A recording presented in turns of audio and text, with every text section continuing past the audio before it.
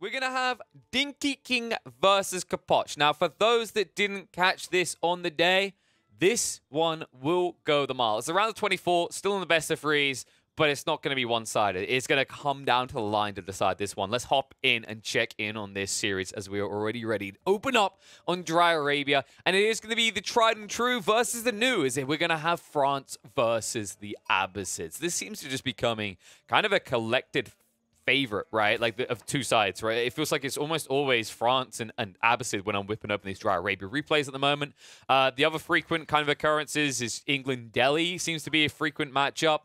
But I'd say outside that, it's been mostly mirrors. Occasionally getting maybe an England-France, but it's interesting to see the rise of the Abbasids on a map like Dry Arabia. There's definitely a lot of potential with this Civ. One of the cool things actually about this matchup is that the way that the Abbasids play, they're able to actually play the French at their own game and exceed them. What game is that? Pocket economies. It's actually a fantastic tool that Abbasid players have been able to collect, right? Because for one thing, they want to shift out to these berry bush lines very quickly after the buffs now being up at a 30% gather speed increase, up to 13 carry capacity to begin with, and doubling these up like they used to always, means that it's actually just a natural choice. It's an optimal choice, really, for Abbasids and Delhi players to play towards these berry bushes. And one thing that Abbasid players have clocked on is because of their ability to go into a secondary TC and the power of their spears with their phalanx when they're up against France, it's easily feasible to move out to these more aggressive locations that previous patches, Abbasid players would have never dreamed of it. It would have been essentially just, hanging up your boots and retiring from the game. But this is a whole new generation of Abbasids. And it's really interesting to watch because with the prolonged feudal, I at first expected the Abbasids to be one of the weakest civs still, because really the perceived power spike of this civ was in its castle age timing. It cracks castle, it gets access to the creeping siege, building up the siege weapons in the field, and all of a sudden that's where it escalates. That's where it gets really threatening. But what I've been actually really impressed by is its ability to float additional food surplus compared to alternate civs, which allows it to go hard into the horseman meta that is currently occurring. And the cool thing about the horseman meta is because you're able to zerg it up so quickly, courtesy of how quickly you gather food, fresh foodstuffs as well, all these things that give you that extra lump of beef in your stockpile to push into more horsemen, it's actually not uncommon to see these Abbasid players outmassing the knight count of the Frenchmen. We'll have to see if that's going to be the case here. Let's introduce these players because, of course, Capoch, we all know him. We've seen him plenty. This guy has a legacy. Age of Empires 2. He's been around for years. Very talented player. I think he's about 25th on the leaderboard at the time of recording, and he's always floating around that area. And it seems like he's doubling down on Age of Empires 4 now, which I'm always happy to see. I think that's the future, and I love it.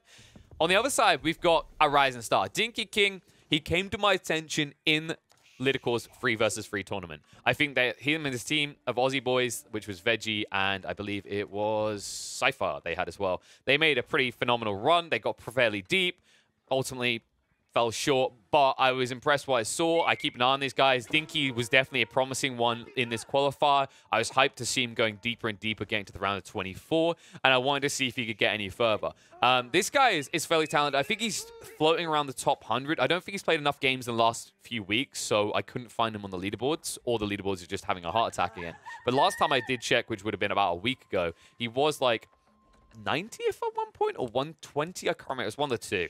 But regardless, like, yeah, I know it's a 30-point differential in terms of ranking, but it's actually still impressive nonetheless. Like, this guy has a lot of talent. And he's playing on his signature France. I don't know if he called this his signature Civ, but when I've seen him, this is the Civ like I remember. From his run on Get on the Deers in the 3 versus 3 tournament, he was the French player, and he was phenomenal at it. He was able to actually manipulate the greed and really just accelerate his game. It's going to be interesting to see what he can do on a map that has historically been dominant for the French, but like we said, this new generation, it's a whole other breed of Age of Empires these days. But opening up, Dinkey did go into the 2 scouts and Capoch went to the 1. Interesting, this recurring theme. It really is just the Age of Empire 2 vets especially that tend to not go for that secondary scout. I've been noticing this more and more. Usually I expect out of the craft boys to get the second scout. I love that Dinkey's doing this. I think it's very observational, very logical, and you definitely get a lot of benefit out of it. It's just the ability to gather initial sheep, right? So then if you have to go defensive, you have that element to your gameplay available. And the other cool thing is this early harassment factor that can be a little bit frustrating and force Capoch to min-max with villagers, as you're already seeing. And then also the beautiful thing as the French is it naturally escalates into gathering the carcasses up, right? Pro Scouts gets on the table.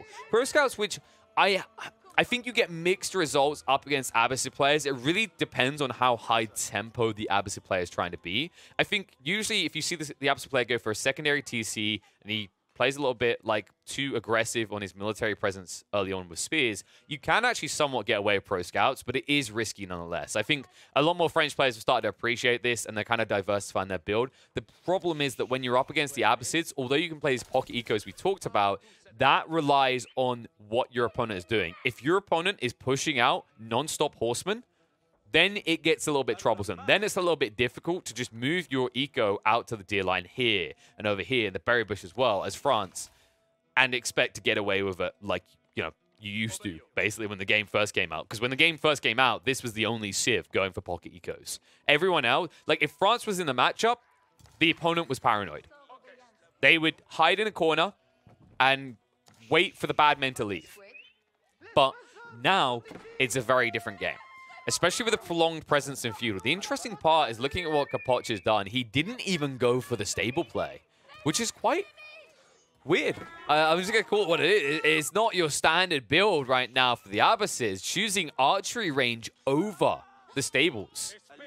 But we'll see if it works out for him. It looks like it's going to be sneak through by the knight, but he's going to pay the ultimate price. Almost brought down 13 health. Will limp away with just 8 remaining to get outside range of the TC. Not able to snipe an initial villager, only getting a spin for his trouble. And now, this is where Capoch is going to try and amass a bulk. The problem is, because he doesn't have that factor of horsemen in the mixer, he actually doesn't have that dynamic response force. One of the cool things about going horsemen is they're great body blockers as well. When you see knights ride in, you can actually like switcheroo them to cancel out their charge. And then you get on the other side of them so they can't run away quickly. And if you just shuffle body block them, it does allow your spearmen to gap close. It's why we've seen a lot of players prefer to go for a stable Rax drop compared to this old school Rax archery range. This old school Rax archery range, which by the way, should play into your opponent, well, not well. It should play into Dinkey's plan, right? Because he's gone for the archery range. He already has the stable. This is the standardized build for France. I would understand what Capoch had done if he thought Dinkey had gone for a Rax. But this, I think this more than anything comes back to like vision. To a certain extent, I wonder if Capoch just like intended this from the get-go and nothing was going to convince him otherwise. It's very risky, but ultimately like there is a clumping element to this. It should be easier for you to quickly amass a lot of troops compared to going for horsemen. But I do think that because you have that additional food you're flowing due to the berry bush gathering rates, you should be able to afford an additional military production building to just spam out of. You can see he's actually floating over 300 surplus right now. If he just gets the wood sword, he could easily just go for another Rax or even an archery range. And I wouldn't be against that, actually. I think if he goes for double archery range to the situation, I like his composition. But if it's one archery range, one Rax, I do think Dinkey's going to recover and he's going to become a problem.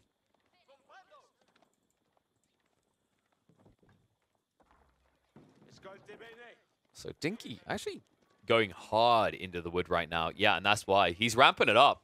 So this is actually really cool. Despite the fact that at this stage, Capoch should have the eco advantage, Dinkey is already reading him perfectly. And keep in mind that early aggression, what it secured was this deer at the beginning. So he did go into pro scouts. We didn't mention that. We glazed over it because we kind of saw him gliding back. Now it means that Dinkey's actually flowing a lot of additional eco safely. It means that he can actually afford to just clump and get more aggressive with his posturing. He doesn't actually have to worry about this force that's going to invade his land, especially considering Capoch went for the spearmen and the archers. These units have terrible missile resistance. They have terrible effective HP when it comes to diving. They're slow, they're not tanky, and they don't exactly have high damage. So it's going to be very difficult to assassinate Dinkey's villager line in this situation, especially with this type of read. Something we don't see France usually doing until it's too late. Dinkey is aware of this. He's probably been punished by this sort of early aggression a lot. He's going to drop the outpost a little bit ahead of time, which means that Capoch won't be able to punish him for this. And it means that Capoch can be buffered away, and once again, it's that squishy factor. You have nothing to dive in quickly when you come under fire from outposts and TCs. Now, the cool thing that Capoch is doing, as you're starting to notice on the numbers, and this once again comes back to the fact that he didn't go for horsemen, is he's beginning to float economy. And at this rate, he will crack Castle Age ahead of his opponent, and one thing this composition does give you is a quick way to build up mangonels in the field. You get those initial mangonels in, all of a sudden it can spell catastrophe for Dinkey.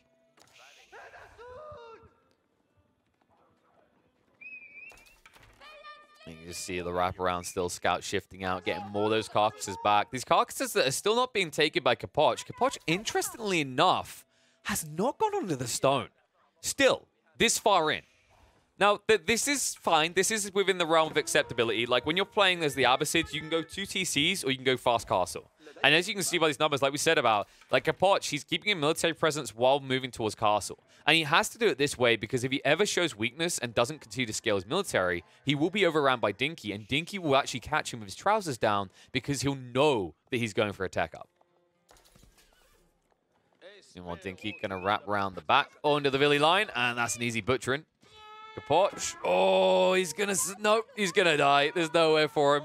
I thought maybe Capoch was going to min-max that to get the important villager to safety, the injured one, but nice little strike by Dinkey. And remember, the Dinkey is escalating better. You can see it already with a 3-point eco lead now after assassinating just 1 villager. And that's because, of course, remember, France, they produce these villagers quicker. And it's kind of an unusual sight at 10 minutes in, because usually we at this stage are talking about a secondary TC really enabling the Abbasid player. But this is not the approach for Capoch. He's looking to crack castle and then instantly try and end the game. It's just a case of whether Dinkey's going to be ready. He's already got the blacksmith down. He's getting into the steel arrow upgrade. And that's where it can become a little bit problematic. I like that he's setting up these outposts. This is such a different style of France, actually. A lot of French players don't prioritize outposts like this. Usually when I see a French player dropping an outpost, it's an uh-oh, I'm about to get invaded moment. And it's usually too late. They panic, they drop it straight in front of their opponent, their villagers get assassinated, the outpost doesn't get complete, and they lose complete control of their wood lines. But this initial outpost timing by Dinkey was actually fantastic. He timed it perfectly, he min-maxed the gathering in the meantime, and he didn't lose out in that regard, and he didn't get punished by the invasion from Capoch. And now when he shifts his south side with the outpost down, all of a sudden, it's going to be Dinkey with the option to start teching up. And he's going to have to prep himself because Capoch is underway with this. And I think Dinkey is aware of it, considering the way that his military is scaled in comparison. The fact that he's got this many knights out, and when you look at the military count, Dinkey's ahead. It makes it very obvious that your opponent is scaling up. Question is, what can Dinkey do about it? 16 archers here, 15 for Capoch, and a lot of spearmen. Shift in. And this is perfect time. He's going to force the garrison, so Capoch not able to get the mill down just yet, not gathering 5 of these villagers. It's going to slow him down a little bit, but like we said, the more important detail is Dinkey needs to find value right now. His opponent is teching up. The good news is if Dinkey stays close to his opponent's base, the moment he sees that tech up, he can instantly jump in and punish Capoch for being weaker. But he has to be fast. More deer coming in. Or going out, it seems like. I don't know if they know where they're going. They're going to bring him back around now. But Dinkey has left himself no wiggle room here. He really is all in. And he needs to find value. Archer's going to move in. These villagers are exposed. He'll look to snipe him down. Does get one. Make that 2 of them. So nice little snatch. And we'll shift away before he's punished ultimately for it. The problem is he hasn't addressed his tech up though. Capoch is about to complete it. And the rack's already going down. And Dinkey should be somewhat aware of this. But the villagers... they're distracting the scout. He'll finally get eyeballs on the racks. And when you see this many being amassed, this is when you should know what's coming. The question is, what can you do? Castle Age has been reached. Dinkey needs to make a choice. Do I go in or do I fall back and get castle myself? The second option would leave you very vulnerable. So instead, he chooses to pounce. Moves in now. Knights going to shift past. They ignore the outpost. They go deeper. And this wood line needs to be peeled back right now by Capoch. Nice timing. We'll drag it back. Might lose maybe 1 villager if he's unlucky. But it looks like most, if not all of them, are going to make it to safety. And although you've denied him on the initial wood, that was not the issue for Capoch. You need to deny his food, which is shut down right now, this outpost being garrisoned. And that's my concern. What's Capoch doing? Oh my god. He's getting caught on the sides. So he's not gathering any food right now. So despite the fact that Capoch just got this tech up, he has no way of using it as it stands. And the static force is going to be slow to respond as well. Archers are going to keep him at bay. More of them just zerging out. I mean, Capoch is outnumbered here. He needs to be very careful. Nice move to bring out the camel archer. Needs to be careful that it doesn't get sniped by 28 archers. And these are bad trades, Capoch. He needs to give a little bit of wiggle room, a little bit of space, except that this expansion onto the berry line was too greedy. And he will as he tries to shift out. Villagers are going to be butchered. Movement in by Dinkey is good. Assassinating onto the gold line as well. Capoch taking a heavy hit to his eco. And all of a sudden... look at that lead. That's insane. Dinkey is up 20 villagers now over Capoch. Oh, Capoch. This is problematic. I mean, you can see he drops the marketplace because he hasn't got food. He's floating additional resources elsewhere. But now that he's being assassinated in the gold line and the wood line is getting interrupted occasionally, it's a fragile balance. In the meantime, Dinkey, he's going up. He actually found the value. He extracted value. He basically allowed Capoch to just give himself the rope, and it didn't end well. Perfectly set up. It will allow Dinkey to quickly scale in, and it is going to be the guild hall. I'm not the biggest fan of this. We can talk about that in a moment because there might be a fight coming. But overall, the way that Dinkey has recovered and gotten up to castle, that I'm a fan of. Moving in again. Nice interception. If he picks his man-at-arms apart one by one, it's not going to bode well for Capoch. He needs to get that initial bulk force. Spears, nice stab outs. Almost gets rid of one of the knights. And now with that new age beginning, Dinkey's going to celebrate with the heads of a few villagers here. But he can't hang around long enough. He'll just have to shift through. Always being pursued. In the meantime, sneaking 1 or 2 knights in, and whoa, okay, he got value. I think that was 2, possibly even 3 villagers getting butchered again. I mean, Dinkey, it's escalating. 23 villagers ahead, and that tech advantage is no longer there. And when you look at the income situation, you can see Dinkey's feeling healthy. When you look at the surplus, he's feeling healthy. When you look at the size of the army, he's looking healthy. Now, the one way he could have looked more healthy is if he had gone for the Institute. He went for the guild hall instead. I would have preferred Institute in this situation. You're flowing a lot of knights. Imagine if you had Royal Bloodlines. 35% increased health. My, oh my, that would be gorgeous. Baits in the Spearman. Archers haven't been upgraded yet. Dinkey a little bit rapido here. I think he's jumping the gun. He needs to be a bit careful. Luckily for him, Capoch hasn't had the resources to upgrade his archers, but that's what he should have been waiting for. If Dinkey waited for that research tech to come out, he would have had a huge edge in that fight. He can still return. If you're wondering what the huge edge is, you can see it there. 8 plus 7. Compare it on the other side. It's 6 plus 5. Obviously, there's some blacksmith techs in there, but you get a feel of it. You're getting between, 3 to probably 5 additional damage on your archers compared to the previous age. It definitely adds up. And look at this. Dinkey already prepping the Arbalatriers that will fare well against the archers as well should he use the Pavises. Keep in mind the Pavises are a little bit funky right now, by the way. I think this is part of the reason we don't see as many players use them because it's getting less value. So as you can see, by reading this, the Pavises are meant to give you an additional 5 ranged armor. It's misunderstanding what it means, shall we say, because what's happening right now is instead of giving you plus 5 ranged armor, it's setting your ranged armor to 5. So for example, right now, because he has this 1 ranged armor, he's only getting 4 additional armor. He's not getting the full bang for buck he's meant to out of Pavise. I do hope they fix that soon, so that maybe people will start experimenting with Pavise a little bit more, because it's a phenomenal tech, or rather skill, to use in the right situations, right? If you're in a trade situation with other crossbows, archers, whatever it may be, plus 5 ranged armor is an insane booster. It even allows you to sit under defenses, trading fairly damn well with other units, right? There could be a keep firing upon you, and you're going to reduce so much damage with these Pavises. Dinkey needs to be careful. There are now Mangonels in the field. The man-at-arm switchover is coming, but this is the annoying part for Capoch. He can't just hard Zerg into them. He has to keep spears. But that does work to his benefit, because that means the Arbalatriers can be chased down by spears, and they won't get bonus damage against that melee unit. Now shift in. Dinkey, he did prep the Siege Workshop, so he's looking to push out these Spring Rolls, but you can see how slow it is. It's ridiculous. 30 seconds to wait just to get one out.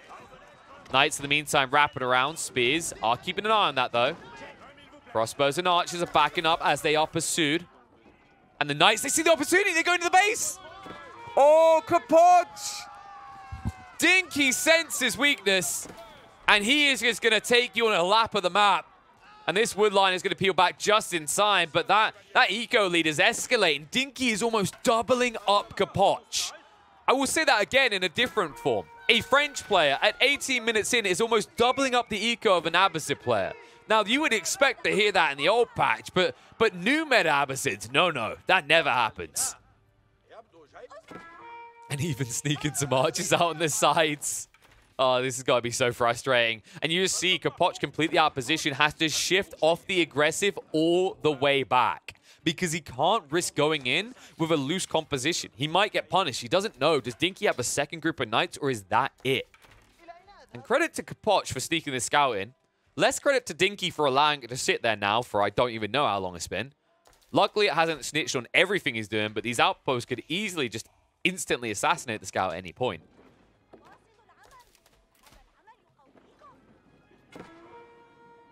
Knights are in again. I feel like Capoch is going to run into an issue in the next 5 to 10 minutes of this raid. He hasn't made the farmland transition. He's still playing off berries, but it's very hard for him to defend. right? We talked about this, the fact that both these civs want to play pocket ecos, and oh, pause that fort, Capoch is in trouble. That's another bunch of villagers gone. This is getting worse and worse and worse. I mean, it's 30 villagers versus 69. Sorry, got a little bit distracted by that. But it is getting absurd at this point. I mean, this is worrying. And now he's going to move out and just assassinate the outpost. That's going to be another 5 villagers sunk. The spearmen are moving across. They might arrive just in time to save the day. It's going to be close. Fog of War situation almost baits Dinkey in, but he's quick to switch and move away. Now outpost is going to need some heavy repairs if he wants to feel safe here. And while the siege army is building, everything else is falling. Capoch is running out of wiggle room here. In the meantime, Dinkey has continued to build up the siege weapons in his base. And yeah, up to 3 Springles now. So even with the ability to build them in the field, Capoch is still outnumbered. And look at this move, Dinkey. He can assassinate the Mangonels, but he chooses not to. Oh, a missed opportunity there. He could have taken out double Mangonel, maybe a Springald as well, but instead he'll just back away. Deeper into the base again. And Capoch might have to peel back this wood line once more. Dinkey. I don't think that was intended. Whoopsie daisy. Needs to be careful. I don't think Dinkey has chivalry. Okay, he does. It doesn't feel like it. I don't remember even once seeing a plus sign above these units' heads. But maybe I'm just situationally blind. There it is. There, I see him. Look at that, all the green. Clearly it was camouflaged against the floor, which is green as well. That's my defense in this situation. Siege weapons now building up again. Up to 3 Springalds. However, Dinkey, somehow, with just 1 siege workshop, is going to remain ahead of Capoch's siege creep. Although he has the Mangonel edge, he doesn't have anything else, and this could be problematic. And you can see on the side, Dinkey, well, this isn't all his knights. He's been prepping them here as well. He's bulked them up. He's almost up to 20 knights total. And this could just eviscerate Capoch in the blink of an eye. Villagers backing off the wood line, moving in by Capoch, chasing onto that Springald. But it's going to pull his units out of position. He needs to be careful. Knights wrapping around. Spearmen going to arrive late. Trade outs coming through. Mangonels forcing back the Arbaletriers. Spearmen now just taking the opportunity to burn through the Springalds. The Springalds trying to address the Mangonel threat now. Still needs one more shot to pierce it down. Knights are going to be peeled off by the Spearmen. Arbaletriers in the center looking to hold. 1 Mangonel still healthy. Springald only 1 remaining. New one not being built. Knights looking to ride out. Are going to be counted out by the Spearmen moving to the south now. But they will just commit straight on top of the catapult. And look at the damage the Knights can do if they throw those torches. It's done. They get rid of it. Arbaletriers back up, and all of a sudden the count is not looking good. Dinkey King up at 53. Capoch all of a sudden at 62, but the Knights are still the X factor. But there are so many spears to address. He'll move in. He's using the dangling units. He's using the trickle units to move quicker through the charging. This is actually very smart by Dinkey. The problem is he's losing the main fight. And this secondary TC is a dream right now. Dinkey, he needs a reality check, and that's why he goes for the keep drop. Arbaletriers, they did drop the Pavis. There we go. They're trading well with the archers. The spearmen are a problem with the crossbowmen coming in, though. I think he may be able to hold here. There's enough knights that he can turn and burn onto the archers, and at that stage, I don't think Capoch can hold with spears alone. Looks good. I think Dinkey's held this. There's no way. Capoch has to back off. And this is crippling at this stage. Because although it looks like an even trade, the difference is the damage that's been done economically over time. Dinkey is up at 80 eco units. Capoch recovering, but still at 39 only. Now you have this awkward situation where you're trailing by 10 military units. And your economy is clearly, very clearly weaker than your opponent's. How do you replace as quickly?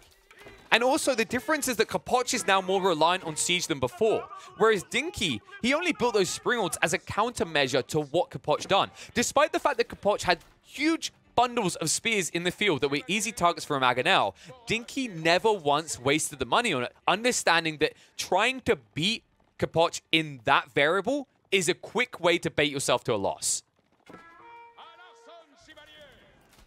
I mean, this second TC is definitely a funky one at this stage, but I understand why Dinkey does it. He wants to play loose economy now. Remember that Capoch played loose eco and got punished for it.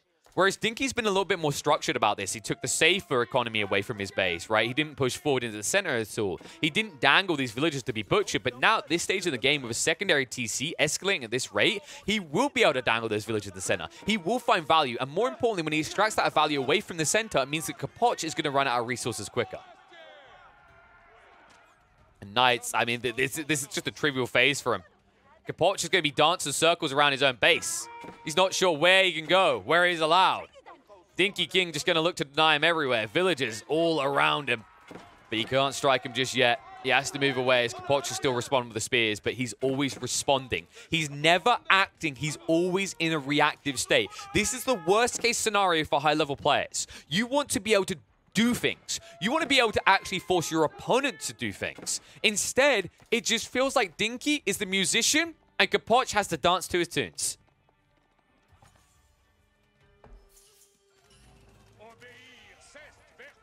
I say dance to his tunes. I mean, it's more like he's actually a cowboy. And, you know, we've all seen that scene where he's like, dance, starts shooting the person's feet. Right now, Capoch, he's just dancing for his life. And he's running out of places to jiggle on the dance floor. I mean, there's this berry bush line left. After that's gone, Capoch is in a lot of trouble. He goes for the second TC, a very late TC.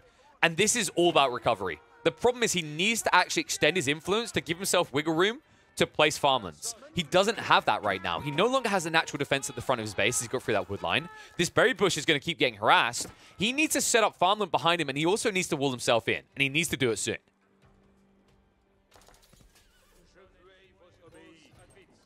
And so many knights coming out. I mean, the bang for buck as well. You can see the savings he's getting. It's a 240 resource unit, and he's getting 25% off. Oh, sorry, 20% off. That's a thrifty saving. Almost 50 resources saved on each of these knights. It's absurd.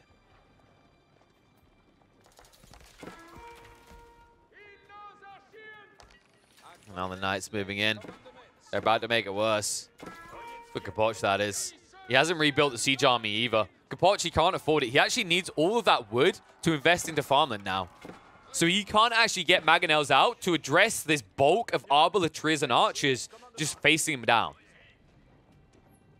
At the same time, like, man-at-arms are not lucrative because right now the knights are seen as your biggest concern. So if you sidestep into man-at-arms, you don't keep this bulk spear count, and all of a sudden you can't even deal with knights up against spearmen directly. Speaking of which, spearmen getting picked apart. This is the thing. They're just trickling in one by one. They're suffering for it. Now the knights trying to burn through the outposts. Dinkey will hold his opponent at bay, but look to just break away again, knowing that once again he's wasted his opponent's time and he's not able to do anything. And this doesn't feel good. Capoch is having to keep himself alive. Oh, God, I hate that comment. With a keep. It's not even a good keep. It's a full please don't touch me keep. It's a I want some farmland here in a while keep. It's not a keeper keep. It could be a dying cry type keep, because I think we're in a situation now where you can see, yeah, Dinkey, he's ready for a tech off need be. He's prepping mangonels. He could even look for sacred site control if he wanted to force his opponent out. Instead, Dinkey, is he trying to get aggressive with a keep? No, it's the village. Oh, he dragged, what? No, what? Why are they here? Oh, no, Dinkey, oh, no. Maybe it was a master bait for the mangonel? No, I don't think so. There it is. He was just waiting for the opportunity to place the red palace, but it seemed like he had his villagers out of position because he didn't know about the keep. And this is a little bit ambitious. Dinkey, what? I mean, if there was ever a BM landmark in the N4C qualifier, this one right here has to be it. I've heard him aggressively posturing, but the only thing he's posturing is his middle finger up into the face of Capoch. The knights are going to ride in, though, onto the archer count. They'll get butchered.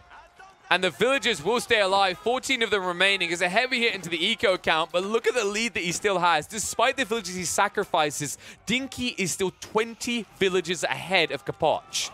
The wraparound comes in. Capoch will try to snipe from the back, but it's not good for him.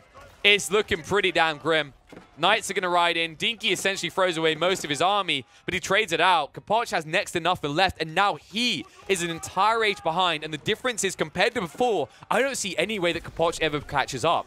How do you get the resources together to get Imperial in this situation?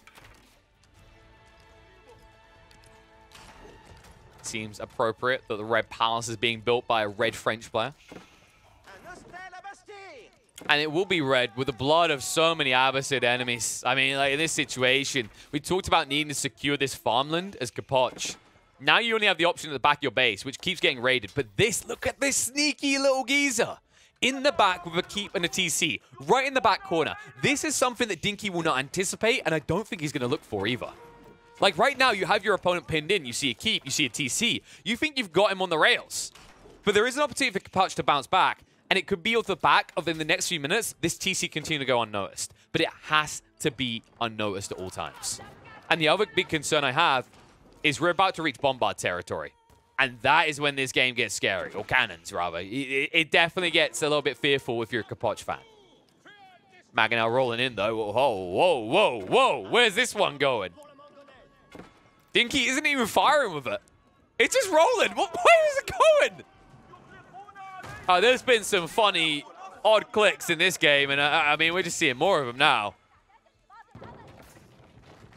Well, at least it won't hurt him too badly, since he's going to siege through that. Oh, God, he's going to siege through it quickly. The TC, just look how quickly it melts to the damage coming out from this. The dude hasn't even got the cannon emplacement yet. Good God, this thing is ridiculous. Sometimes I forget how broken the Red Palace can be because you don't do this with it, right? It's always put somewhere central to defend like a choke point, and it looks strong. But you never watch it delete buildings like it just did. Good God. And you can see why, by the way. You can see the detail, right? Adding an additional arbalist for every garrison unit. That's why it hurts so much. That is just ridiculous. Tower of Pew Pew, as I like to refer to it. And now, big Pew Pew coming in. The cannon's rolling across onto the primary keep. Capoch is in trouble. He's going to have to respond to this soon. Defensive keep going down. The Knight sees it. And all it's telling Dinkey is that he's got a clear route towards the things that would end Capoch's life. Because remember, when you're playing Abbasids, if this House of Wisdom and your TC goes down, you're out. That's all it takes. And with this frontal base, the Archer Ranger's now coming out. Just making those Arbalatriers all that little bit more discounted. It's going to be a wonderful situation for Dinkey. He's got a forward stage point. He's going to have more of these artillery units rolling out soon. And right now, Capoch does not have a clear answer to the problem. And there's no room for transition either. You can see everywhere he tried to build up a new base, it is kind of fragile. He needs a lot of this room for farming at the back. It doesn't leave much room for a military production line. And even if you did, now you're dealing with the gold hats. The elite Arbalatriers are here. The Pavisas go down, and just look how trivial the trades are. Just look at how little damage they're doing there. It's so absurd. But it looks like there are enough troops here to scare Dinkey off for the moment. Back towards the safety of the Red Palace that will obliterate Capoch's troops, as we see right there. Turns out cannonballs are quite effective. This is just 10-pin bowling, the Age of Empires 4 edition. Good God. I think we have got, what, another cannon coming? Yep, more cannons rolling out. There is going to be a little bit of skirmish coming out from Capoch to try and strike at Dinkey. But Dinkey doesn't care. He's still floating over 100 eco units, so not really phased by any of this pitiful aggression coming out from Capoch. And you have to wonder, like, Capoch, what is the recovery plan now? Because even with this TC expansion, even getting your villager count back up, you've already extracted the stone. The gold is going to dry up quickly. This wood line is not going to last long. And then you have to come out. You can't sit behind your buildings held hostage anymore. You have to take a fight. Cannon. Just going in on the TC again. Non-stop, just causing problems here. And Capoch is not repairing it because he can't afford to. If he stops his villagers gathering at any point, he's in trouble, and he knows it. Oh, this is dangerous. Luckily for him, the House of Wisdom does have 12,000 HP. So it is a little bit difficult to get through. But not impossible. Not with more cannons now rolling up. Arbalatriers, they've got the Pavis again.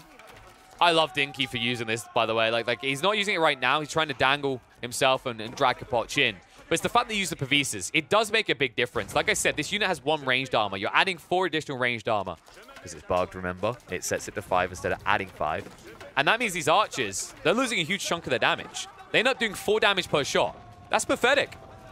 But it looks like Dinkey doesn't even care. He says, unless you're going to show me more archers, I'm not going to drop the shields. It's going to move away now due to the spearmen, but these spearmen are fast becoming trivial. I mean, they're just doing nothing. In the meantime, Knights riding around on the east side. These are elite Royal Knights now, which means they easily butcher you. And still, after all this time, Capoch does not have textiles. Villagers are trying to repair the TC, but good luck with that. He switched over to the House of Wisdom now, and with 2 cannons here, this will not take long at all. This is a problem that Capoch has to address right now. He can't afford to keep dancing back and forth, and I don't think Dinkey's backing off. Arbalatriers are going to drop the Pavises, so they don't care about the ranged units anymore. They can just stand and fight. They'll hold the spearmen back, and I think this is where Capoch is done. There's no way he can replace his infantry quick enough. And with 4 cannons now shown on the front, and both of his landmarks exposed, This game just looks too cut and dry. What a way for Dinkey to do this as well. The recovery in the castle and the way he cruised through with this red palace aggressively dropped on the front, ensuring that there was no expansion opportunity for Capoch. It looks like game one is going to be going to the Aussie boy. And Capoch, well, my friend, is going to be back to the drawing boards because although the Abysses seem to be the new meta for Dry Arabia, this time around, old and true will reign supreme. Game one, Dinkey King. Slam dunked it. He showed us the power of France, but now it's Capoch's turn as we hop into game two, and this one, it's going to be tried and true. History has known this conquest far too often as we're going to have England versus France, and France will be banned by Capoch, so he will have an opportunity to strike back as Dinkey did take that first game, and well, he definitely looked hot in it.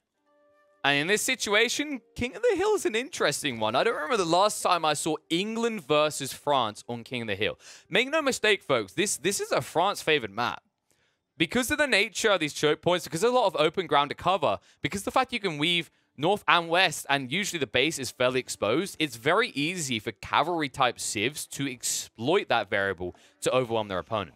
Now, where it could get interesting is with this generation, if Dinkey is quick to move a villager front and forward onto this north side, or even the south even easier, in fact, he could just wall his opponent in. If he walls his opponent in, he can move those slow-moving longbow across, and he doesn't have to worry about the cavalry threat I just mentioned, where you get raided in your base, because Capoch won't get out.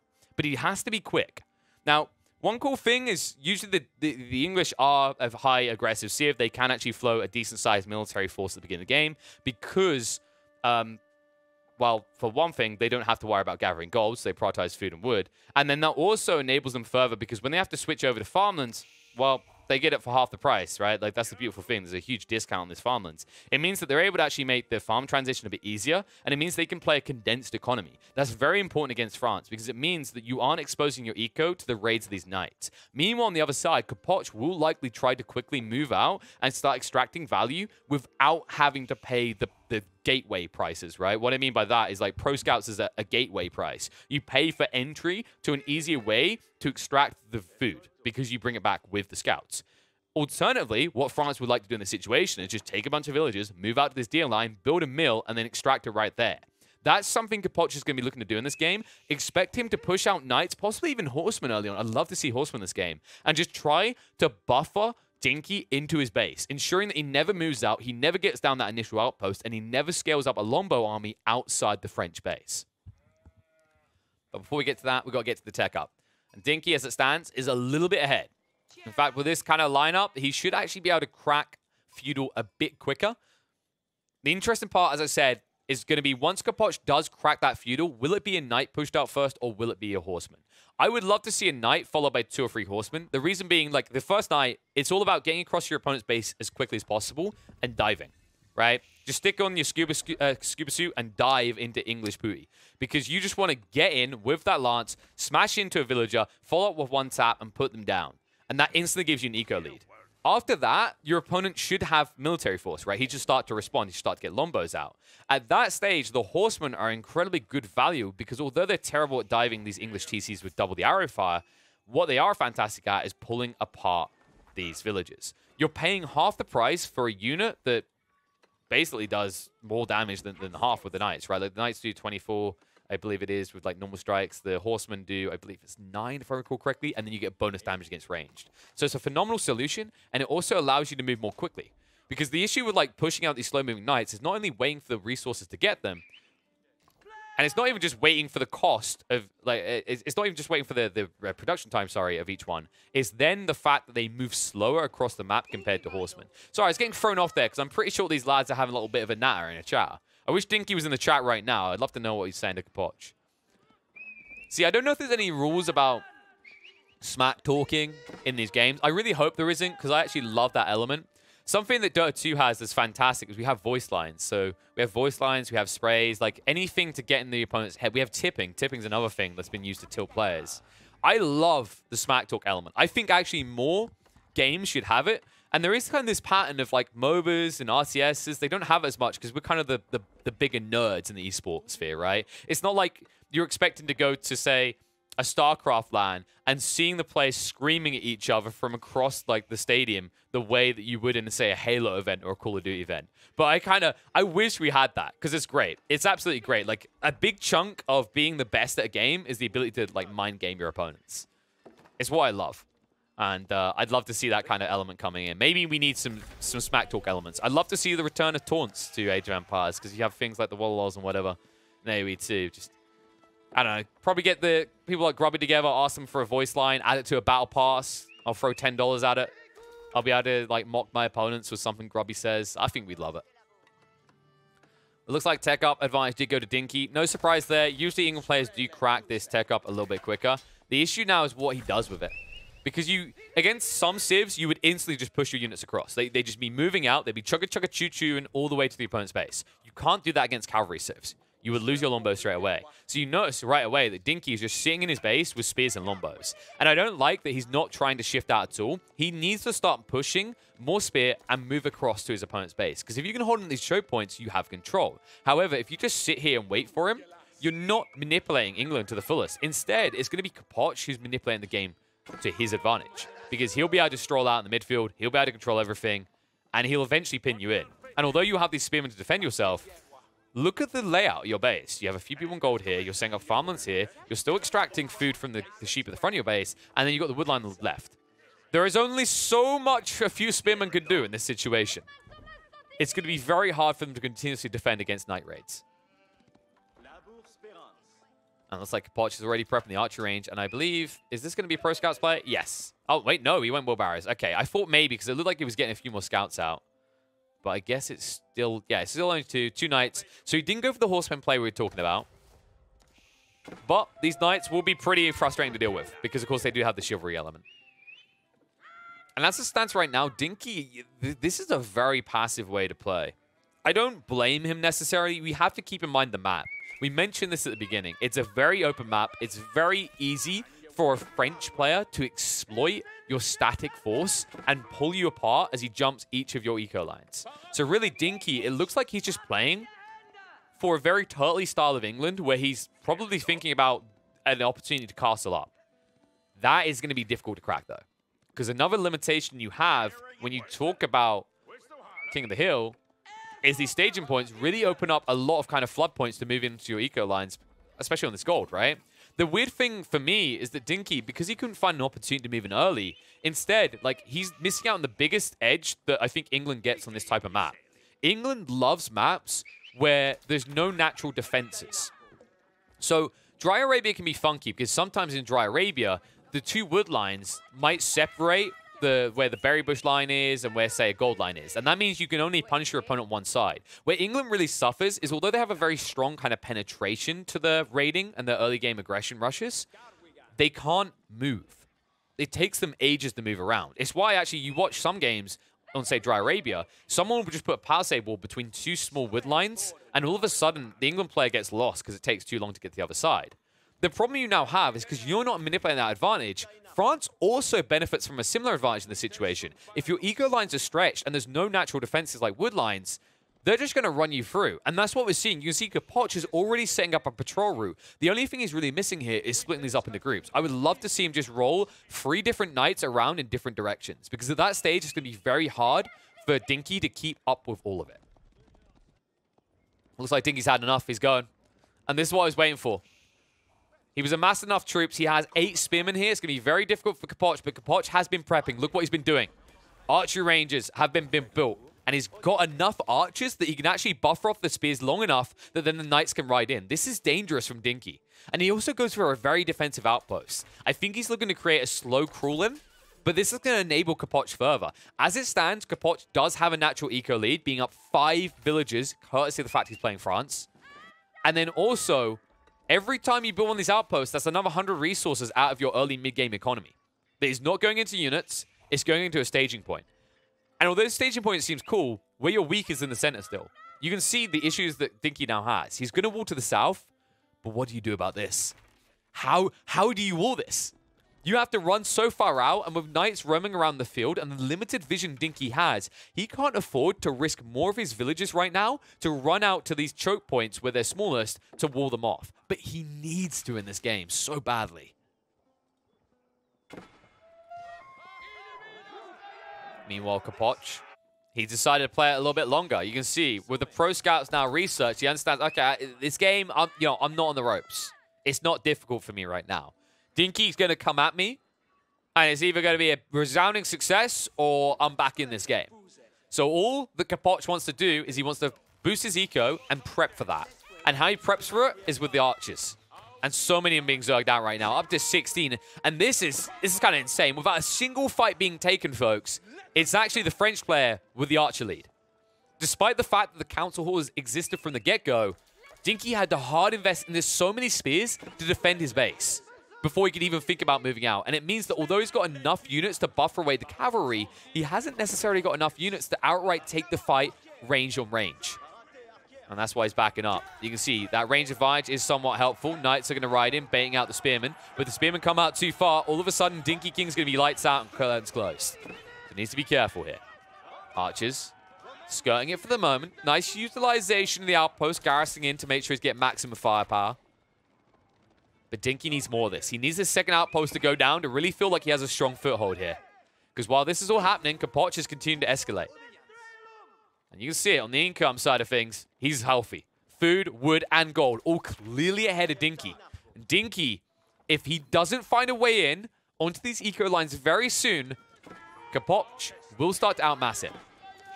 Spearmen get baited in. Oh, I think that's a misclick. Dinkey, I don't think he wanted to drag him that far forward.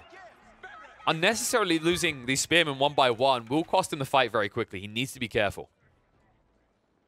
Wallin is at least complete on the south side, but there's still so much exposed ground. I wouldn't be surprised if 1 or 2 knights branch off and move around. Dinkey doing a phenomenal job of scouting, by the way. I highlighted in game 1. Game 2, still the same. Like, this snitching factor, understanding what his opponent is doing, this is what is pushing Dinkey to get more aggressive, because he sees the pro scouts gathering all of these carcasses and taking them back to the base. He understands that if he leaves this long term, he's going to lose out in the next 5 minutes, because France will escalate quicker than he can.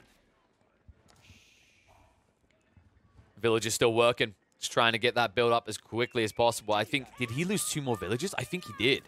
There were 3, no, sorry, there's 2 villages here before, so he lost 1 of the villages. So this is going to take even longer to build up the outpost network now. And as it stands, Capoch, like, he's got the military lead. He's got the eco lead. He's gathering quicker at this stage of the game, because despite the benefits of being on the farmlands, until you reach castle age, it's not really going to compare to the gathering rates on these deer. It's a struggle right now. Did he at least get wheelbarrows to try and accelerate? Yeah, so he's at least got that going for him.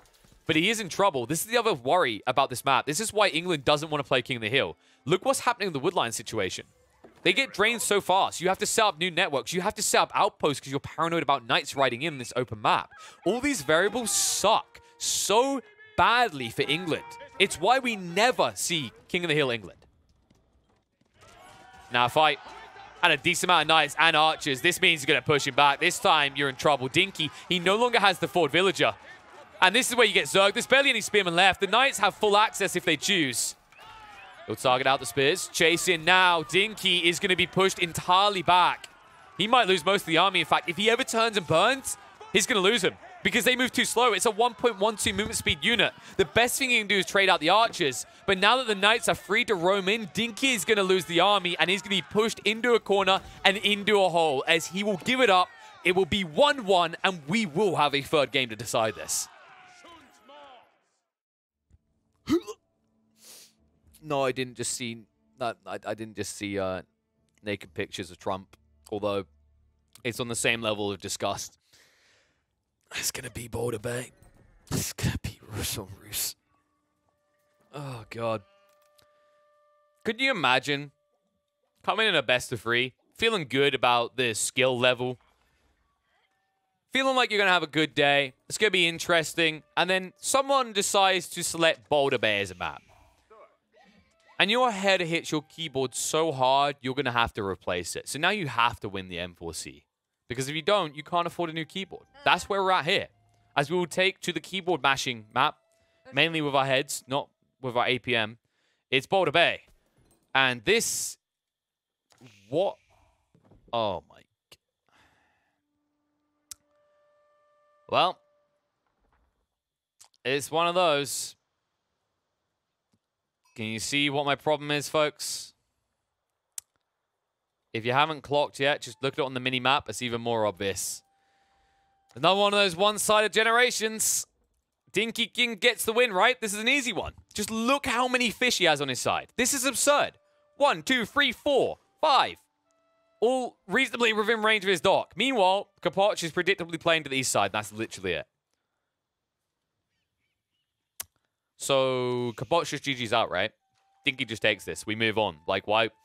It's Roos on Roos Boulder Bay. Why even waste our time? Well, Capoch, he's not a quitter. He's not going to give up. We're going to see a fight. And we're going to have to see what he can do. He will have limited food. The good news, at least in this matchup, is because it really is just all about the ship spam, the food isn't the end of the day. Like, just having one of these deep water fishes in this matchup doesn't cripple you. The problem, however, is it does stunt you a little bit long-term because deep water fish is still the most lucrative gathering point. Roos use it fantastically well as well because, obviously, you know, they don't have to return to the dock, which is why this element of, like, having fishing points further away from the dock isn't crippling from an economical element. And because you get that additional food flow, it allows you to push more people on land onto wood. If you have 1 or 2 fishing boats on sea, you can afford to have everyone on wood. It means you're going to get an advantage, and you should be able to then push out more boats. Also, it means that you're actually floating additional food over time, and that is fantastic with the Golden Gate. It allows you to trade that across and then push out more boats, because that's all this is about. Anyone seen How I Met Your Mother? Boats, boats, boats. That's all this is right here. And I know, I make it sound so exciting. What I'm intrigued to see is if one of these players is going to do the transport ship play. So for those unaware, this was a very interesting play. I believe it was Striker we saw do this first. You pull a transport ship, you pay an additional 25 wood, as you can see, but you're noticing the other difference. You're paying for premium production time. Because although it costs 25 wood more, it takes 5 seconds less to produce. That is actually a pretty beneficial lead. It allows you to just snowball a little bit quicker. As long as you've got surplus wood to push, you'll be ahead of your opponent. The other cool thing about pushing a transport ship instead is you make back that difference when you convert it. Because remember, these conversion costs are based on what unit type it's coming from. So the cool thing is you're able to actually switch across, make back the difference that you spent. And then the other cool element is if you notice the health pool of these units, these fishing boats only have 125 health. If you push out a transport ship has 600 health by default. It means it's much less likely your opponent is going to scuttle your boat. But you know, it looks like neither of them are going for it. But the interesting part here is that Dinkey isn't ahead at all. I felt like Capoch, was he a little bit delayed? I thought he was a little bit delayed on getting this dock down, but no. They're matched neck for neck. In fact, tech-up-wise, Capoch is ahead. Invested an extra villager, rather, over that of Dinkey. It's 8 compared to the 9. And you can just see the difference. Capoch is going to escalate quicker. He hasn't prepped his fleet, though. Look what Dinkey is doing. He stopped gathering food. This is very gambly. I think, yeah, he's shifting across to the west, far away from where the front line's going to be, so he can keep some fishing boats in place. My issue with this strategy is now you're actually out of position to aggress your opponent entirely. And Dinkey, he knows where his opponent is, right? He scouted this out with his scout on the shoreline, so he understands he's on the east side. And Capoch is going to move in. The problem with the move that Dinkey now made is with 2 of these archer ships in position, he can deny reinforcements coming out from Dinkey. This is very risky. And now shift back. He's converting more. It's going to be a 3 versus 2, and Capoch could lose this initial trade, especially with the stealth sea. And Dinkey sees him. Capoch doesn't. The limited vision could backfire entirely for him. The upgrades are going through. He's going to take the fight, and all of a sudden, Capoch out of position. He should lose 2 ships here. Chase-in's going to come out. Capoch is at least focus firing onto 1, but if Dinkey just draws this away as it gets injured, he's not even going to lose a single ship, and that'll be a huge edge for Dinkey in this matchup. There it is, sinks 1, chases with the other. Capoch needs to, he actually needs to convert more of these ships. I think, yeah, you need to pull more across. He's going to try to bring the fishing boats out now, but it's too late. Final shots come out, and that's going to be his fishing boat fleet exposed as well. Oh, no. That's a big error from Capoch. He is losing so many boats. Another one's going to be sunk. He keeps it alive. He gets it just out of range in time. Dinkey is going to back off, but Dinkey now with a clear lead on the waterfront. You have to wonder how Capoch is going to recover. Now, if you want to know how trivial this matchup can usually be, folks, a lot of players at this stage, they've already typed 1G. They're just thinking about whether they hit enter when they enter the other G. But Capoch, yeah, it's life on the line. You lose here, you're out of N4C. No chance to go through that $100,000 land. You know he's going to fight for this tooth and nail. And that's where things can get wild. A lot of players, they concede this map at a very early point because it's a tedious matchup. And if it's just a point in the series and they think they're better, they'll recover it elsewhere. However, as a match point game, that's where this could get very weird very fast. Second dock is down for Dinkey. Capoch hasn't escalated yet. He can't afford to. He needs to replace his boats. However, this is a little bit early from Dinkey. And I don't think, yeah, he can't necessarily afford this right now.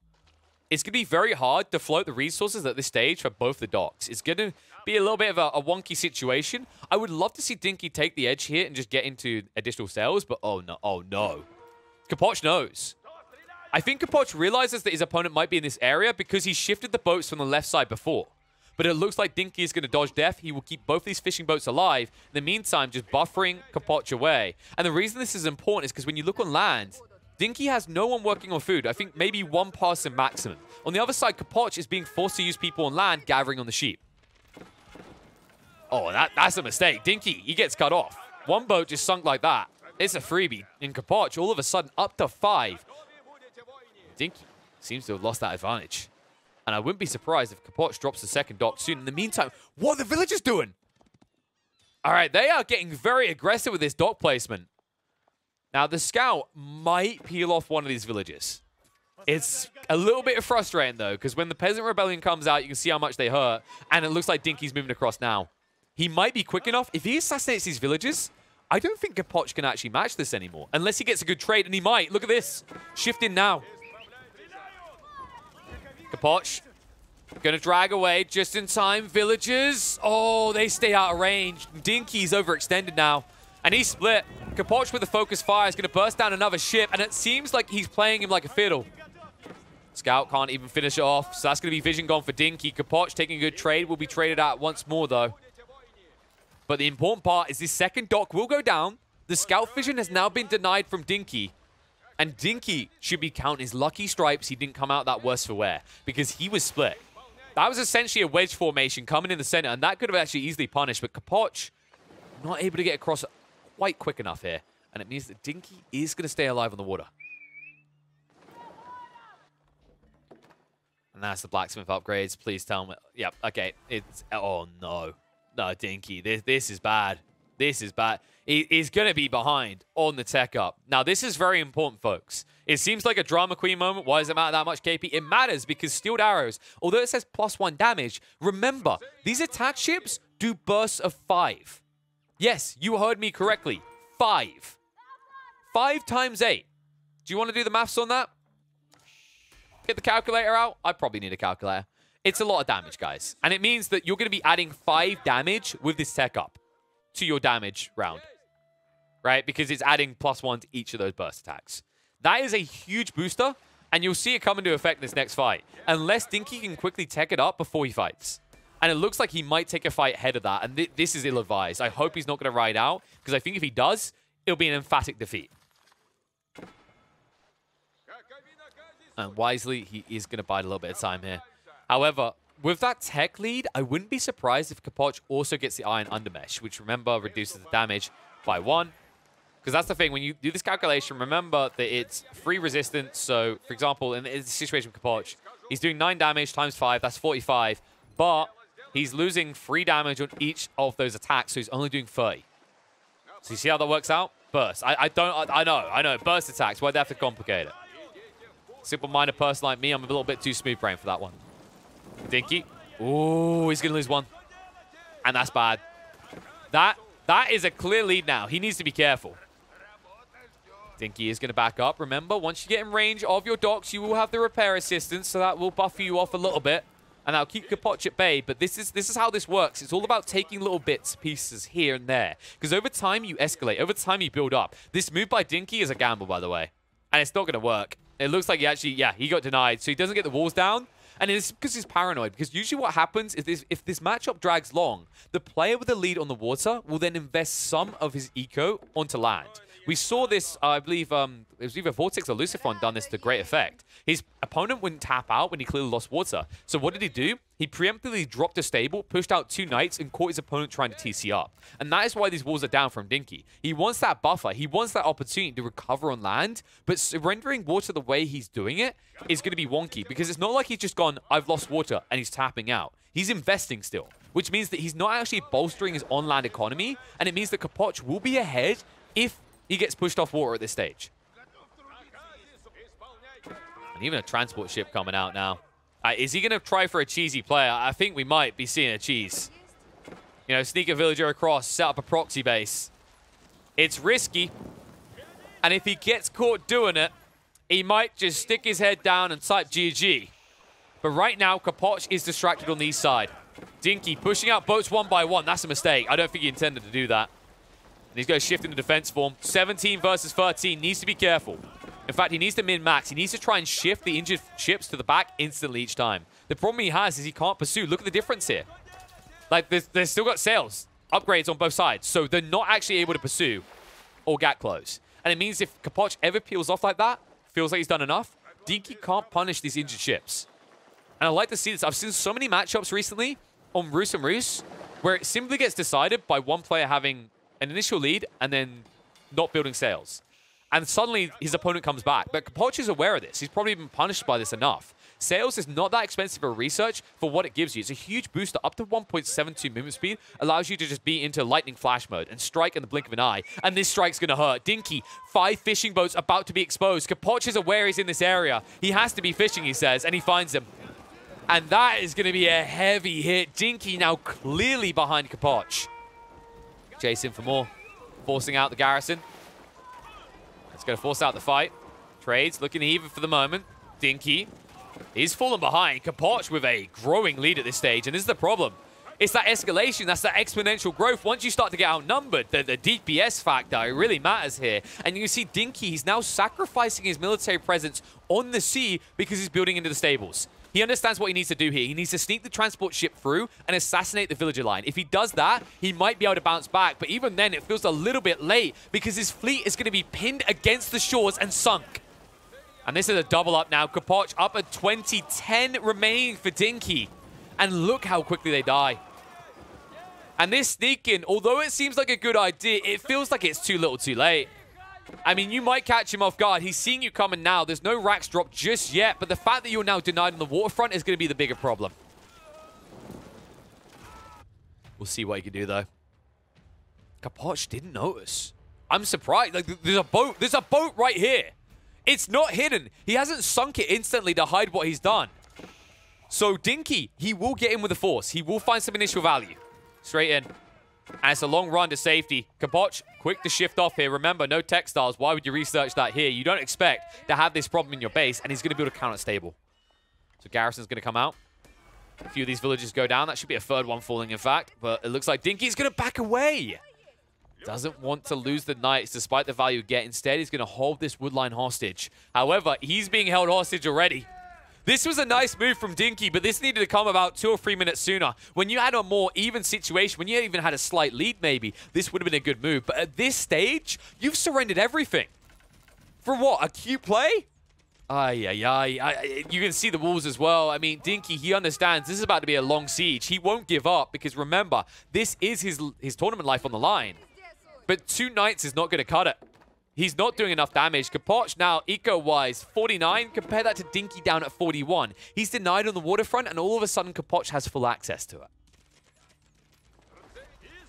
And you know the crazy part about playing as the Roos is, folks? Once you do this, once you blow up all these docks, you know what you do next? You select the fleet, switch them over for 25 wood each. All of a sudden, your food booms. All of a sudden, Castle Age is feasible. And all of a sudden, Dinkey King is on a ride home. Luckily, it's not a long ride because he's just sitting in front of his PC at home. He's not at the LAN. But it's a painful experience when you have to get up from that chair and you walk over to your bed and you crawl up in a ball underneath the covers. Sad music on the radio and just try to fall asleep. And it feels like that's where he's going. I mean, Dinkey, credit to him, he's not going to tap out anytime soon, but it is hard now. It's very much an uphill fight. And Capoch, a very experienced player, understands like the ability to choke people out. This isn't, you know, release Capoch where he was playing kind of a weird kind of meta style that could be exploited. Maybe it could be argued he's being a little bit too greedy and his opponent would get a lifeline. I think Capoch is going to maximize this chokehold, but not fail to get his own acceleration now because the docks are all falling and there are plenty of boats here to be converted into eco units. In fact, the other beautiful thing, and I wouldn't be surprised if he does it, is Capoch actually has this dock as far away as possible from the coastal trade post.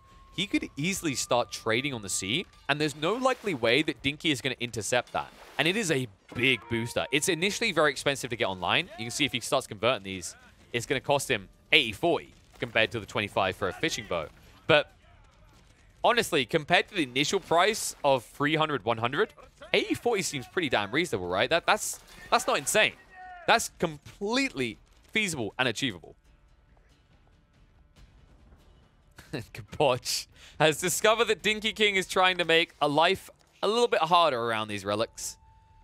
And the palisades will take a while to get through. Remember, it's the roost, so it's 4 or 5 palisade balls. Although this is one of those situations where, you know, you wish this was a French mirror matchup maybe, so you could at least have stone walls. Because then you could be stopping these units entirely. They would never be able to burn through. But in this situation, I mean, look at this scout. Look at how long he's been here. Long enough that he's already taken 2/3 of the health of a 4 or 5 palisade gate himself. And there it is, Abbey of Trinity now being built. In the meantime, Capoch still using his archer ships to breach. Give himself an entry point.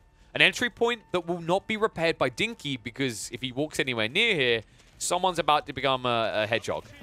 A porcupine. You know, they're going to be filled with arrows. Swiss cheesed.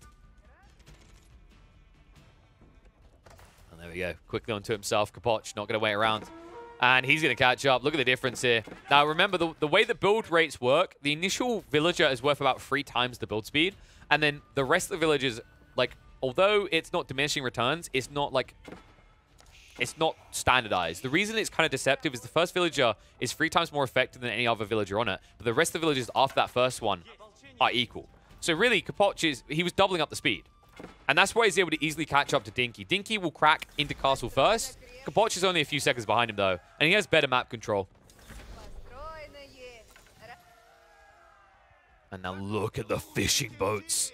Look at this Leviathan on the sea. He's going to accelerate quickly. Luckily, Dinkey did go for that secondary TC, so he's trying to escalate on land now.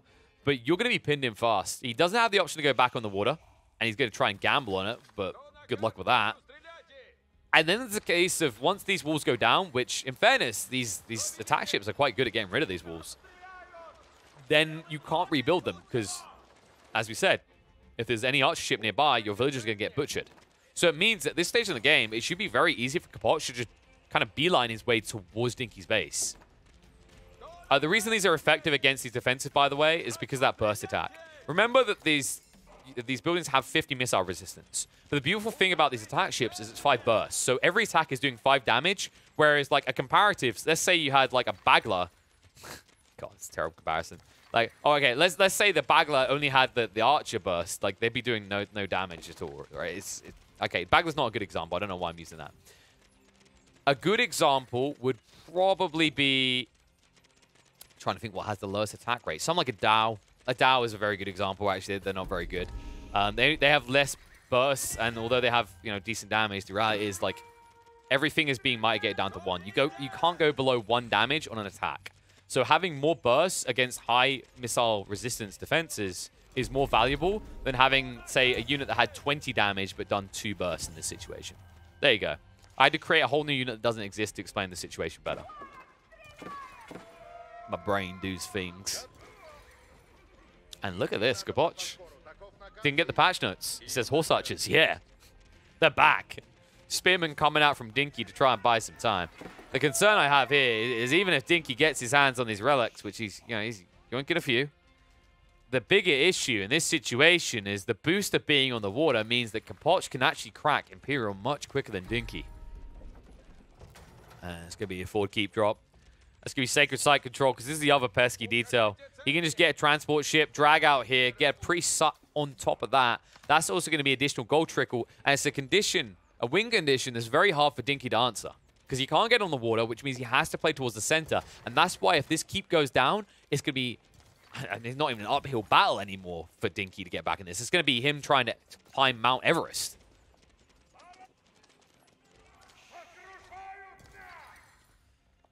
Dinkey, I don't think the Spearmen are good enough. He needs something else. He's dropping more racks. I mean, maybe Man-at-Arms. I don't mind Man-at-Arms here because your opponent hasn't addressed it. You've seen the Horse Archers, though. You know what he's got coming. And you've built Spearmen against this. I don't know about this one. This could easily end poorly for Dinkey. And you can see Capoch has guarded these entries. So he has a way in. And he'll ride in quickly. Not many knights here, but the horse archers can be fantastic for raiding and sniping out these villagers instantly. And also addressing the spears, because you have no way using these spears right now. And just look at the room Dinkey's giving him. It's like, come on in, bro. Welcome. Looks like the relic will be parked in just in time. Warrior monks are going to move in. Let's go force the garrisons from coming out. Mangonel's shots, not bad, but not great either. And now that he knows you've gone into Mangonel's, he knows that you're going to be a little bit weak on the front, right? He understands that with this TC expansion, with you trying to boost your economy, now you're going to siege weapons. You only have so much you can spend. And it also means that Capoch now opens up different options. If he wants, he can just go into Imperial. Just look at the numbers right now. If he just trades across, he can afford it instantly. And boys, fortitude now there for Capoch. So a little bit more bulky, a little bit harder for Mangonels to get through. It is 3 relics banked for Dinkey, but Dinkey, he's surrendering more ground. This wall is just him saying, take more of my land, bro. This is appeasement to the maximum right now. But every time Capoch sees it, he's giving a little bit of land, he's going to take a little bit more. And this TC expansion, I mean, the concept, I get where Dinkey's coming from, the recovery that he needs, but 3 TCs with such limited resources and with such limited territory, it's going to become problematic very fast. You need to get those initial units out that can protect you, and instead you can't even protect your Mangonels. No one's going to be burst down. So many horse archers now. Even when you reduce that damage so low, it's so easy for them to just weave in and out. And now, once you get baited out like this is my question around the spear choice. This is where it gets a little bit worrisome, is you can't take a fight. You know, think about what happens in the first 5 to 10 minutes against cavalry sieves, where you got spearmen and you're like pushing them away. Stay away, stay away, stay away.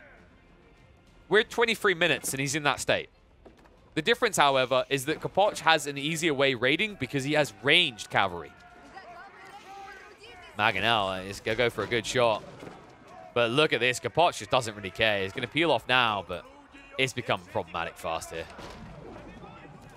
Capoch, while he's prepping for a tech up if need be. In fact, it's underway right now. Dinkey, he can't afford it. His gold is being reinvested. He needs Mangonels. He needs enough defenses. He actually needs proper defenses. He needs these walls to be complete. Because as it stands, more entryways are opening up into his base. The high armory is being built on the front, so siege weapons will be coming out soon from Capoch, and he'll have the ranged advantage. You won't be able to contest his springles. So Dinkey needs a way up soon.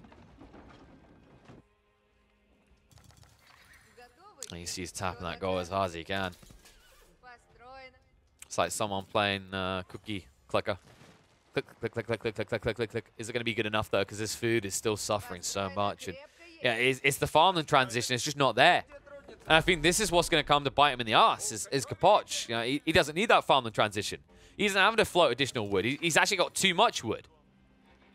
He's big pimping right now because he's getting all of his food on the waterfront, and life is good. Sacred site being captured now on the island. Dinkey now gets the bad news. What is his reaction? What can he do in this game? Feels like not much. I mean, it's just spearmen and Mangonels. We said that Dinkey would be unlikely to just call this one when it seems like it's done. But we're kind of getting to a stage where you have to wonder, like, what was the point in this extra 10 minutes or so that you're going to spend in the game? Because you don't have a transition in mind still. And now you're a whole step behind. You don't have an answer to horse archers as it is, but now it's Imperial Age horse archers. They are going to be juiced up. The tech should probably be underway already. Remember, one of the big advantages you get with the horse archers at this stage is right there, the amount of precision. +2 weapon range. All of a sudden, you can more easily snipe out these Mangonels. You can easily just pick apart the spearmen from afar. It becomes trivial. Decent hit from the Mangonel. Although still, no way moving out. He needs someone to address these keeps. If anything, I'd say he needs a trebuchet.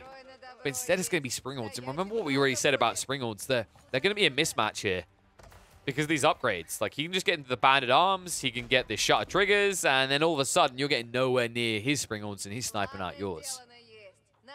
And now the stables on the front. Ay, ay, ay. Dinkey... He's going to get the tech up. But the way he's doing this, you can see he understands the paranoia. When you go for a tech up, folks, when you're behind like this and your opponent is pressuring your base, it's risky. If Capoch sees that you tech up, he's going to jump. And that's why he's prepping these walls. But also, the fact that he's prepping these walls is just, once again, more turtling. But you're running out of time to turtle. I mean, we've already reached Imperial. The Bombards are coming out. The Elite Knight upgrade has already gone through. He's going to be breaching these walls and running you through very quickly. You need to be ready instantly this tech up. And Spearman alone, I don't think it's going to cut it. You can see he's got the Siege Workshops prepped. He's going to the Bombards himself.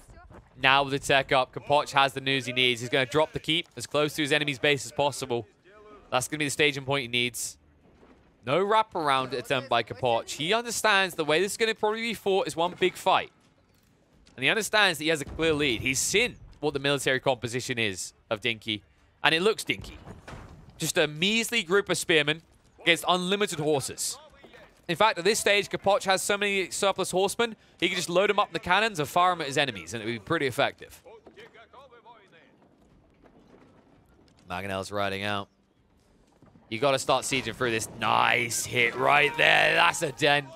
It's a start, but it's far from good enough. I mean, we're at the 100 eco mark. This isn't, 15-minute Mangonel sneak where you put a big hit into the eco count when your opponent's vulnerable. Right now, Capoch is comfortable.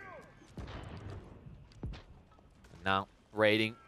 We'll discover the 4-5 palisade walls in his way, but Capoch understands now his opponent's strangled in. He has nowhere to run and hide. He's giving himself no staging point, no backup point. The Abbey of Trinity is soon to fall, so that's going to be gold trickle going away. And Dinkey, he can't be without this. He's almost tapped his gold reserves. This is the last 2,000. And without that passive gold, he is going to fall vastly behind on the artillery front. Front that he's already behind on. More Bombards coming out. He's going to reveal his first one. And Capoch will instantly look to trade with it. And it's not a trade you want to take. He's going to move out to do the repairs. That's going to allow the horse archers to move in, though. He sees the repairs coming out to villages. Dinkey has to back away. There's going to be a charge in. Knights are here. 10 of them, in fact, are enough to breach onto the secondary TC if need be. Once again, the landmark is down. No passive gold. And now, as he rides in, he'll catch people getting on the gold, and that means Dinkey only has 1,000 surplus gold to work with. Moving in onto the Mangonels, the Bombards as well. Siege army is going to be gone for Dinkey. Spearmen not quick enough to move apart. And it looks like Capoch is going to sidestep him and go to the back. It's going to drag the Spearman all the way around. And in the meantime, on the front, the keep's good enough to hold him back. Dinkey realizes it's all over. He will tap out.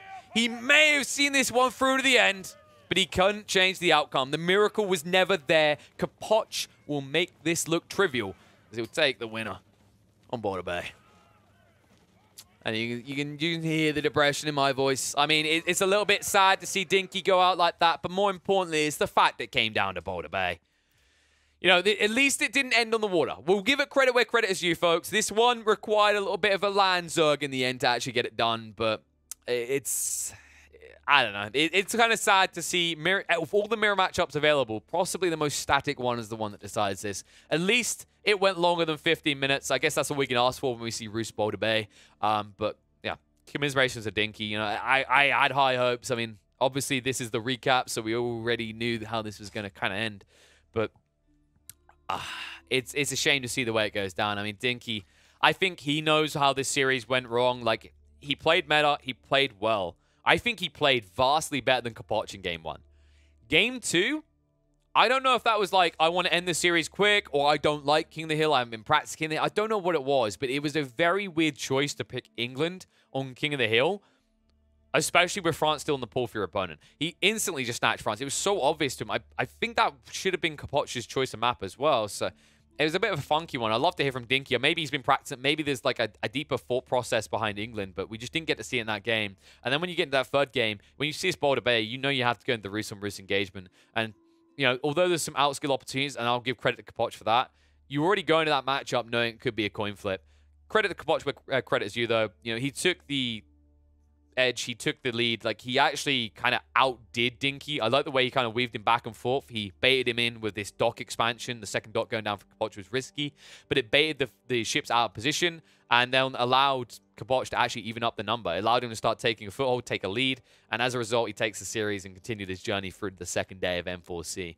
Shame that Dinkey couldn't have made it further. I'm hoping to see the dude in future tournaments. You know, the Golden League is coming up. I think the dude's got a lot of potential, and I want to see some Aussie boys represented. You know, that's one of the beautiful things about Age of Empires 4 that it has that other games really don't, is it has the opportunity to represent these less accessible regions, right? South Africa, Australia, South America, these regions that kind of got overlooked for a long time in a lot of esports because ping is a factor. And when everything centralizes around Europe, China, and North America, that's a challenge. But the beautiful thing is in Age of Empires, you can play. I mean, remember, like Capoch and Dinkey here, they're on different continents, but they're playing, and it seemed like a fair series. So fingers crossed we get to see more of him. Fingers crossed we get to see more of these upcoming players from regions that just didn't get opportunities before. But that is it for that series. There's going to be playing more of these series in the recap. If you haven't already, by the way, make sure you subscribe on the YouTube side so you'll be able to catch them if you missed them already. And you could be watching live like these people right here. You see these people? Look at them. They could make comments. That was meant... You're embarrassing me in front of my friends. That was meant to be the moment when you made a comment.